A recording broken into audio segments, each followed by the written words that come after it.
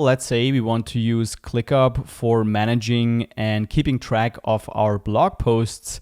Maybe ClickUp already has a template for it. So to find out, let's head over to our website folder under the marketing space and click on the plus icon. And then let's click on From Template. And this takes us to the template center where we can look for all kinds of different templates for our workspace. Now, because we have clicked on the plus icon next to the folder, the list filter is already applied. So here we can only see templates for adding a list, but you can actually import entire templates for entire spaces, folders, tasks, documents, and even whiteboards. But for now, let's stick to lists, and we're looking for a blog post process template. So maybe let's just type in blog and see what comes up. So here we have a blog database, we have a blog editorial calendar, we have a blog planner, social media blog. So I'm just going to try out this blog planner right here and click on Use Template. Then let's just name it Blog Planner.